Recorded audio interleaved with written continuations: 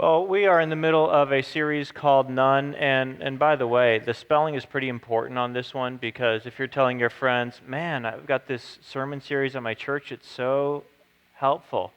Well, what's it about? It's about nuns. Okay, they're just not going to believe you until you spell it. No, not that kind of nuns. It's about, people who've given up on any religion. What we've been doing in this series, in case you are just joining us, is we've been trying to find the answer to a question. And it's not what's my answer to this question. It's not what is the church answers to this question. What is your answer to this question? Why do you believe whatever you believe about God? Right now, you believe something about God or the gods or karma or the spirits or whatever it is you believe about what is or is not up there, you believe something about God. Why do you believe that? What has shaped your thought process to lead you to your current conclusions or to your current level of uncertainty? Now, for the first couple of weeks in this series, we've been looking at religion and exploring that facet of how that has shaped your faith in God. Again, whether you're a church person or not, whether you grew up in church or not, to some degree, religious thinking has shaped your view about God. And you can go onto our website and check out the first two messages, because today we've got to move forward. Today we're going to talk about something else that has shaped your faith in God, and that is your heart. Something inside of you has shaped what you currently believe about God. Now, just so you know, I'm not going to start here today. This is going to be our landing point. This is the dismount. I'm just going to tell you now how I'm going to stick it at the end so you can wake up when it's time to, sermon's over. We're just talking about my heart. I'm going to start with a history lesson. Throughout recorded history, humankind has been on a quest to find happiness. In fact, our literature as a civilization, already 3,000 years ago, not only describes the quest for humankind to find and achieve happiness, but what we discover is philosophers, theologians, and scientists for millennia have been trying to figure out the secret of happiness. How do we as human beings find and achieve happiness in life? Some of the oldest literature we have on this actually comes from a man by the name of Solomon, or King Solomon. We have a few of his writings in the Bible. And what we find in Ecclesiastes chapter 2 is this. He says, "A person can do nothing better than to eat and drink and find satisfaction in their toil." So Solomon, he said, here's what I've learned about being happy, because he did a research project, and in this project to discover the meaning of life, he was both the subject and the researcher at the same time, so it might not meet today's criteria for valid research. But as he did his research, he said, here's what I figured out. If you can find contentment in getting up, packing your lunch pail, and going to work every day, you're probably going to be a happy person. The problem was, this eluded Solomon himself. Look at what he said in Ecclesiastes 2:17. "So I hated life."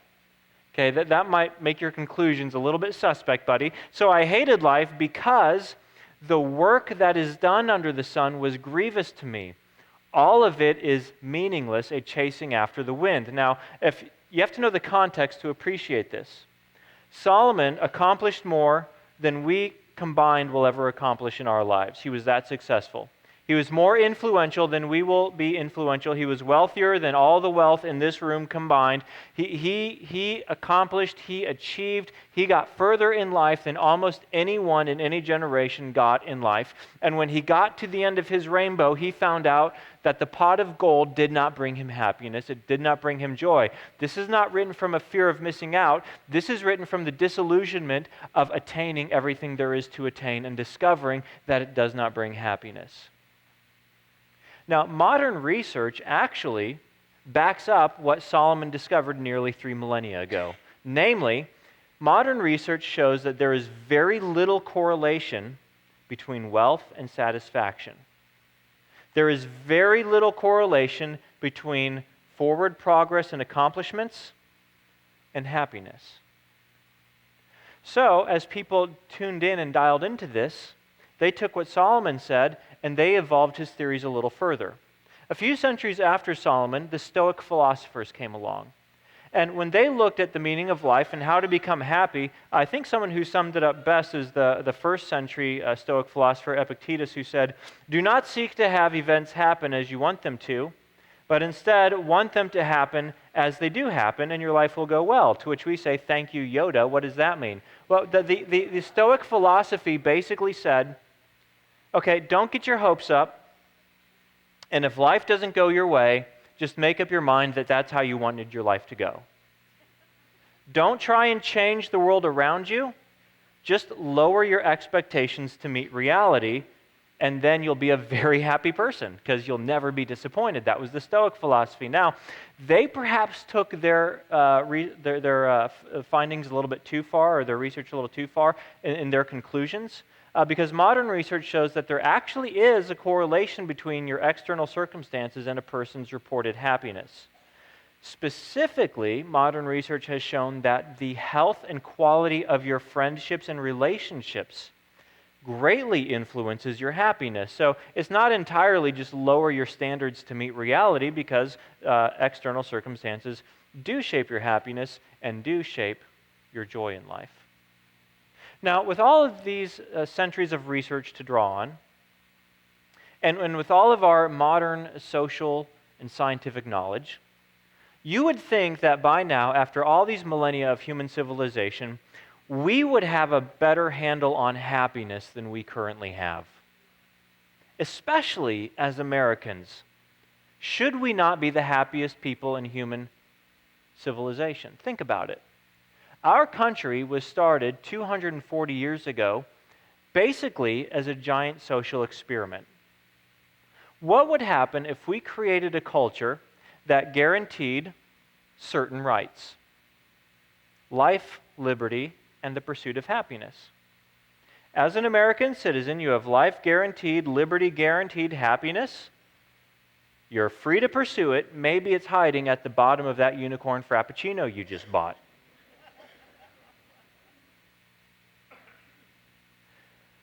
We are the nation that, in this pursuit of happiness, invented Happy Days, Happy Hour, the Happy Meal,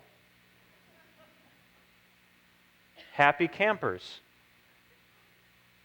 Happy Trails, and Happy Gilmore, who told us all to find our happy place. We should be incredibly happy because our culture is about the pursuit of happiness. That's who we are.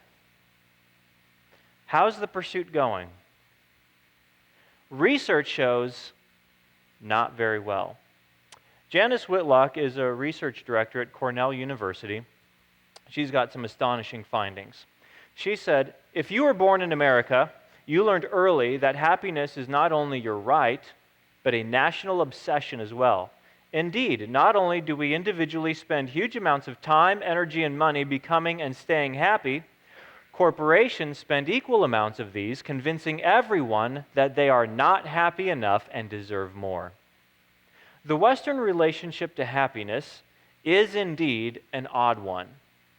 The problem is this: with the quest for happiness comes heightened risk for addictions of all sorts.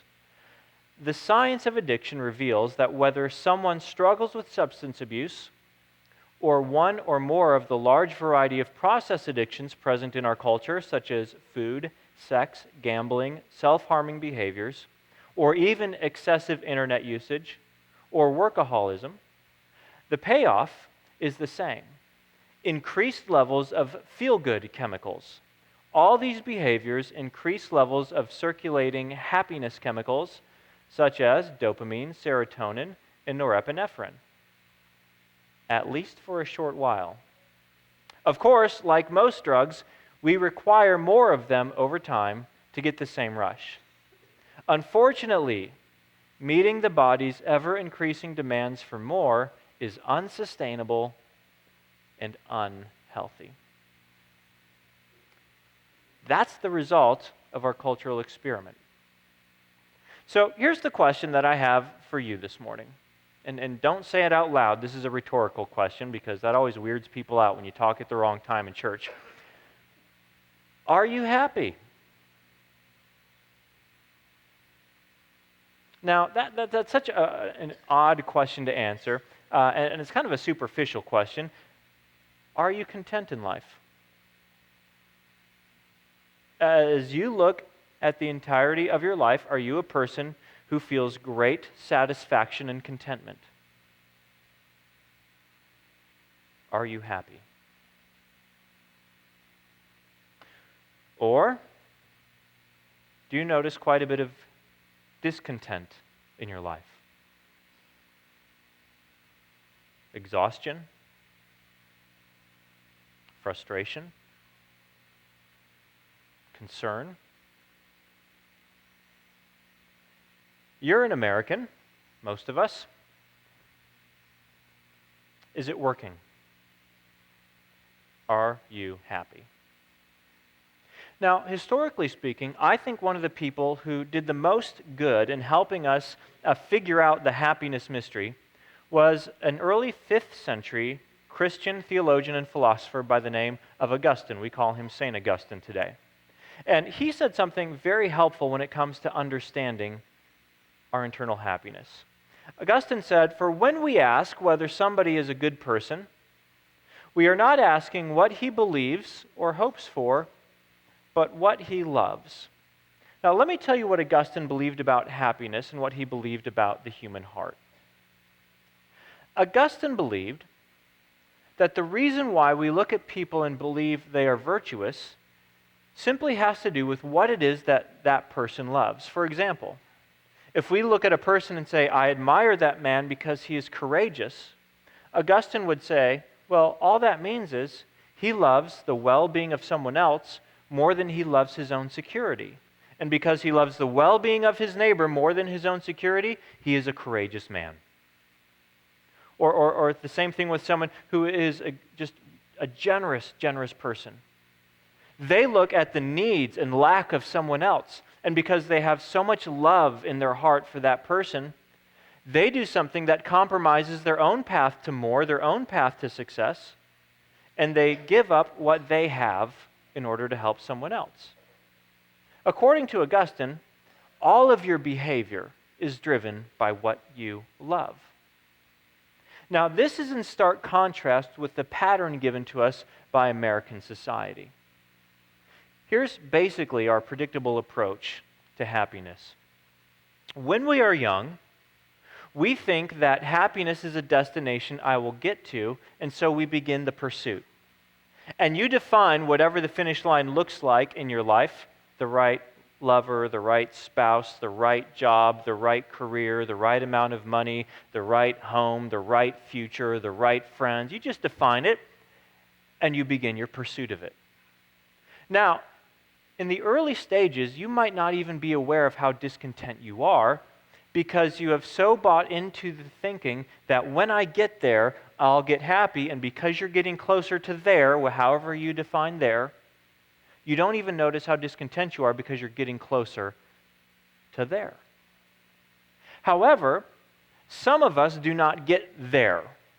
Some of us do not achieve what we have our heart set on. And as a result, we fall into despair or resentment. Resentment against the circumstances or against the people who are keeping you from getting there. Because you have so believed that once you get there, you'll be happy. So you get mad, resentful, bitter towards whatever's keeping you from there. Or you do get there. And when you get there, you discover, like Solomon, the happiness rush was not long-lived. But because you so believe the idea that if you get there, you will be happy, you become driven. And you think, maybe I just fixed the finish line at the wrong place. Maybe I just need to upgrade what I have. So you get a new house, you get a new spouse, you get a new car, you get a new career, you get a new something and you upgrade whatever you have, and you just move the finish line a little bit further and you're driven. This is what psychologists call the hedonic treadmill. Now, when you're on a treadmill, a change in speed does not equal a change in location. You just work harder to stay at the same place. That's what happens to many driven people. We just keep running faster and faster and faster, but the location isn't changing. We're just getting exhausted. So when that doesn't work, that's when, for many of us, the despair kicks in. You begin to loathe yourself, hate yourself, beat yourself up because apparently you didn't have what it takes to get there.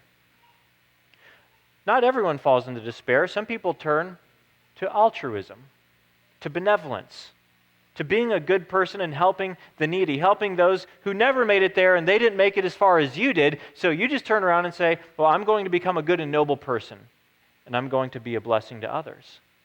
Now, of course, this is to be encouraged, but if we're doing it in order to find our happiness, ironically, what looks like a selfless act is actually very much a selfish act, because it's all about propping up your identity and giving you happiness and joy. The largest critic of this, interestingly enough, was the atheist Nietzsche, who realized that people who use altruism, benevolence, to find happiness become the most paternalistic and the most condescending people out there.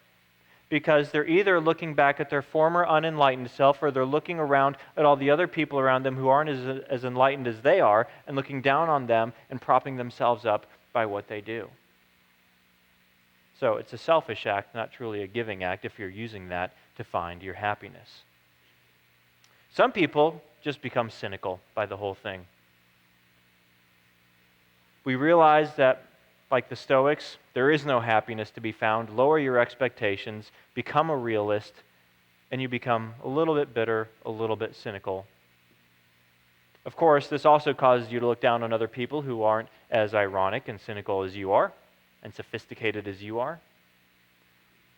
And it hardens your heart towards the capacity to have love and to have joy and to have wonder in the world in which we live. But Augustine blows all that up and he says, you're missing the whole point. You're looking around you in order to find your meaning, to find your satisfaction, to find your contentment, to find your happy place. Augustine said, it's about what you love. What you love is what shapes you. Now, he took this idea, this wasn't original to him, he actually took this idea from Jesus. In the book of Matthew, chapter 22, someone came to Jesus with the question, "Teacher, what is the greatest commandment in the law?" So, Jesus, I've read the whole Old Testament, and there's a lot of commandments in there. There's like 600 some things we're supposed to do. Which one is the most important? Jesus replied, "Love the Lord your God with all your heart, and with all your soul, and with all your mind." He continued, "This is the first and greatest commandment. And the second is like it." But Jesus, I only asked for one. I know, but these just go hand in hand. You can't separate one from the other. The second is like it. Love your neighbor as yourself. All of the law and the prophets hang on these two commandments. Jesus said, if you want to sum up the entire command of God, the entire law of God, let me make it real easy for you. Love. First, love God supremely. Now, why is that the first and greatest command? Well, it begins with who God is. God has revealed himself as a triune God. Namely, there is one God who exists as Father, Son, and Holy Spirit, who from eternity past have existed to love one another, to bring joy to one another, to bring glory to one another, to defer to one another, to honor one another, because God in his nature and essence is supremely and essentially love. And as his creation, men and women were created in the image of God to reflect the character of God and to, at our essence, love God just as God in his essence loves God, and he is love, and that love emanates towards the world he has made. We were made, therefore, primarily and foremost, to love God. And the reason why it's so important to understand this, if you want to pursue happiness in a way that will actually get you to your destination, is because when you love God supremely, the other things that you love will turn into blessings rather than whips that drive you to find a sense of identity and joy in life. The greatest reason in our life why we lack contentment and why we lack satisfaction isn't because we love a lot of things, right? You might love barbecue in the summer. You might love the Packers in the fall. You might love your family. You might love your job. You might love your cabin up north. There's a lot of things that you love. And the problem isn't that you love those things, and the problem isn't that you love those people. The problem, Jesus said, is that we don't love God more than those things. And in fact, if you're taking notes in your program, here's the first big idea I want to talk about today. The solution to our happiness problem isn't to love things less, but to love God more. It's not to love things less, it's to love God more. Now, let me unpack that a little bit. I'll just go straight for the home run ball, all right? Let's say you love your family, and I hope you do, but let's say you love your family. Let's say you have an incredible marriage and you love your spouse. I hope you do, but let's say that's the case. Let's say that you love your family more than anything or anyone, including God. What will happen? Well, if you live a long life, and I hope you do, there will be a day when you bury your family members that you love. And in your grief, the very people that you hung your core sense of identity and happiness and joy on are not there to console you, to comfort you, to carry you through your loneliness and your grief. But if you say, I do love my family and my love for them is not going to diminish, but I will love God more.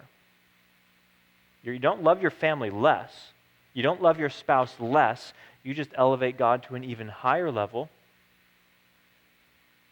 If and when that day comes, your greatest source of consolation will still be there to carry you through your grief and through your pain and through your loss and through your mourning.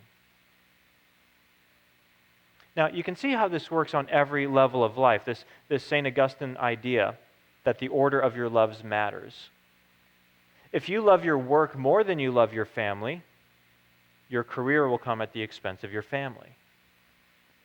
Whatever you love more than God ultimately will disappoint you, will let you down, and will not be there for you. Because it is not eternal, and it does not love you, and it cannot save you.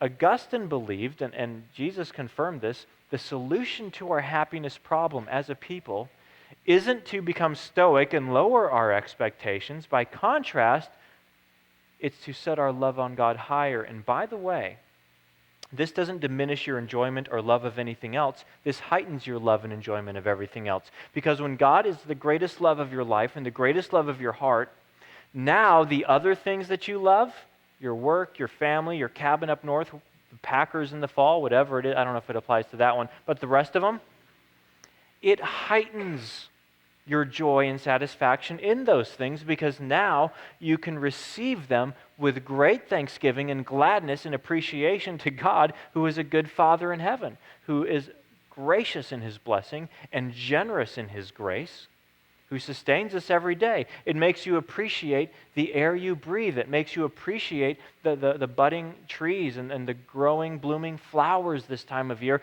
It makes you appreciate everything and heightens their sense of satisfaction and joy and happiness in your life. It is when we let God be sovereign and number one in our hearts and our love for Him grows that happiness starts to come up in all areas of life. Now, here's the problem. You can't just decide, well, that's it. That settles it. I'm going to love God the most. It doesn't work, does it? You can't simply will yourself into loving God, can you? So I'm going to love God if it's the last thing I ever do. Probably not going to get there. Neither can we grow in love for an abstract concept. And to be honest, in many of our minds, God isn't much more than an abstract concept to us. You can't grow in love for an abstract concept. How do we grow in love for God? Well, just like a baby learns to talk by mimicking and reciprocating speech, love in our hearts is the same way. We do not learn to love by deciding I'm going to generate love. We learn to love by receiving love and reciprocating the love that is given to us. And that's exactly what we have in Jesus Christ. God, who in his essence is love, does not just supremely love himself, but like Jesus said, the second command that God follows is he loves his neighbor. He loves his creation. So Jesus, the Son of God, came into the world to give his life on the cross to forgive our sins of not loving God supremely and first and foremost. I love what Jesus said in John chapter 6 when he summarizes this whole idea so well about how we grow in our love for him.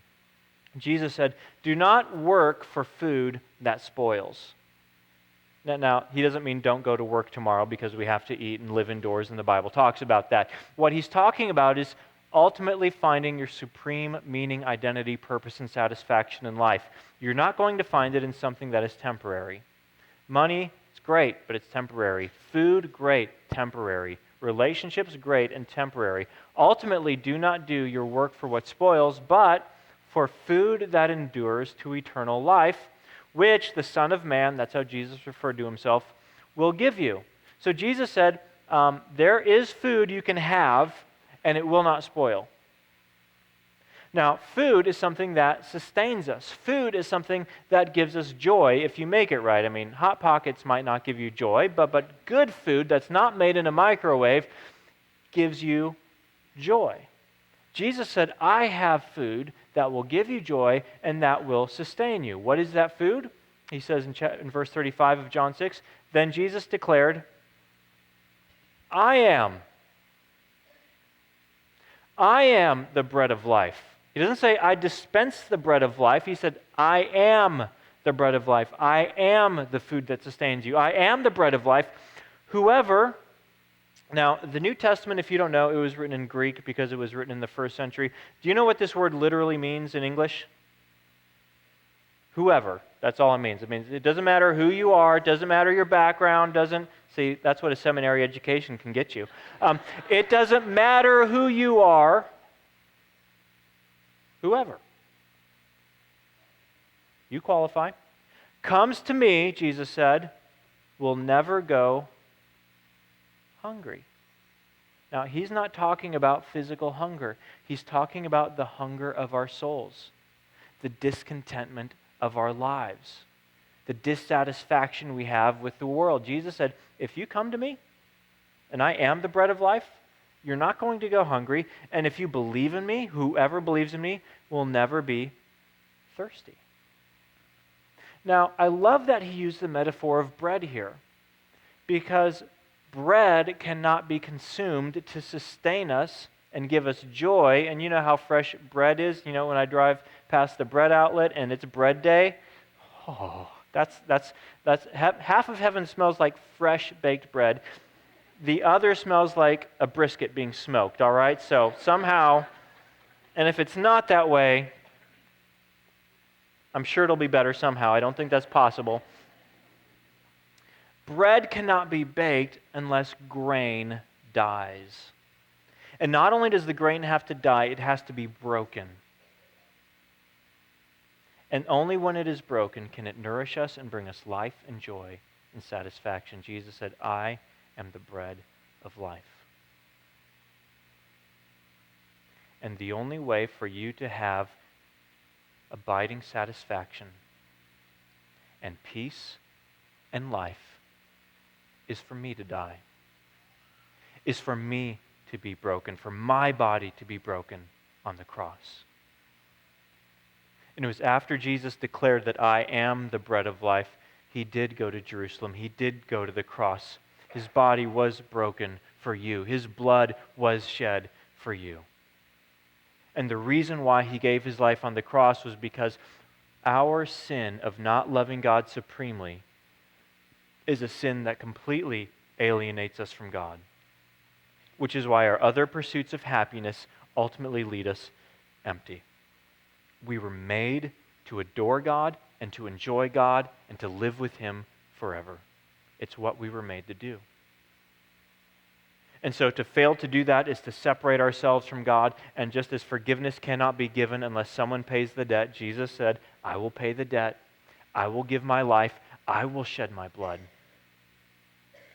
So that whoever comes to Him, whoever believes in Him, the bread of life, will never be lacking.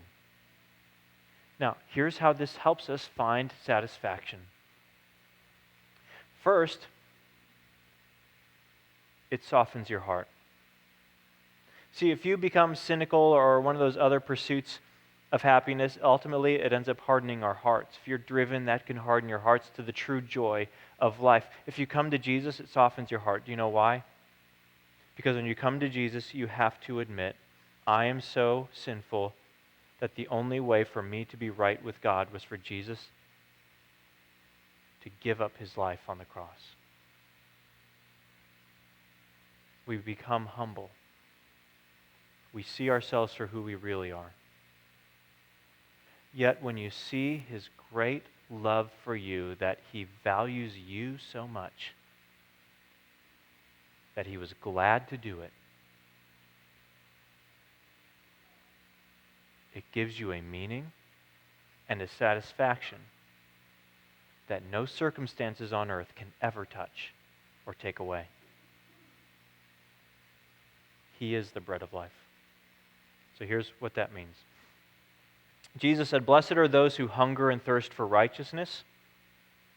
Jesus is our righteousness. Jesus is our salvation. He said, blessed are those who hunger and thirst for me. He is the bread of water. He is the water of life. And blessed are you. By the way, now here's a real Greek lesson. This word can also be translated as happy, satisfied, content. Blessed are those who hunger and thirst for me, for righteousness, for they will be filled. So much of our pursuit of happiness doesn't leave us filled. It's temporary, it's a short buzz, and then it goes away. Jesus said, if you have me, you have the satisfaction that can never be taken away from you. So here's our concluding point today. Only Jesus can satisfy the deepest desires of the heart. Therefore, only Jesus can make you happy. We were made to love God supremely. And when we see Jesus, it softens the heart. It increases our love for Him. We're not to love family less. You're not to love work less. You're not to love progress less. But to see what He did for you and love Him more, you have an unshakable source of contentment and satisfaction in your life. Now, perhaps the place this is summarized best in the entire Bible, and we're going to end here, is in Psalm 63. It's a psalm of David. David was called a man after God's own heart. He had a supreme love for God in his heart. Was he flawed? Absolutely. But he had a deep love for God in his heart. Look at what he wrote in this psalm. He said, you, God, are my God. Earnestly I seek you. Check this out. I thirst for you. Before Jesus even said He's the bread of life or the water of life, David said, I thirst for you. My whole being longs for you in a dry and parched land where there is no water. David said, I look around this earth and I look at all I've accomplished and achieved, and it's dry. It's a desert. It doesn't bring satisfaction or joy or contentment. God, I need you if I'm going to have these things. He continues, verse 3. Because your love is better than life. Your love is better than life. My lips will glorify you. I will praise you as long as I live. And in your name I will lift up my hands. I will be fully satisfied, as with the richest of foods, with singing lips my mouth will praise you. What do you love? What do you love supremely? That will have massive implications for why you believe what you believe about God. Because if you set your love on something more than you love God, either you will be mad at God when you do not achieve it, you will try to use God to achieve it or receive it, or when you get there, you will discover that the hopes you put on it cannot live up to your expectations. As you learn to love God in response to His love for you, that's going to shape why you believe what you believe about God, and it will give you a happiness that cannot be taken away. Let me pray for you. Father, thank you for the incredible wisdom you have distilled for us in the Scriptures. As we look at our lives, it is so easy to get caught up in our culture and look for happiness, look for satisfaction, look for contentment the same way everybody else does, and fail to achieve it the same way everybody else does. Father, I ask that this week we will pay attention to our discontentment, that we will pay attention to any emptiness that lives inside of us. That if there is any dissatisfaction in our hearts and in our souls, Father, would you give us wisdom to look into ourselves and see what it is that we love so much that is letting us down? And I ask that everyone will have the vision to see your unfailing love for us, so that we would learn to reciprocate that love back towards you and live in the way you designed us, adoring you, loving others, because as we do that, nothing on earth can shake us. So, Father, give us wisdom and insight to see into our own hearts and to see into your heart, your unfailing love for us. We ask it in Jesus' name. Amen.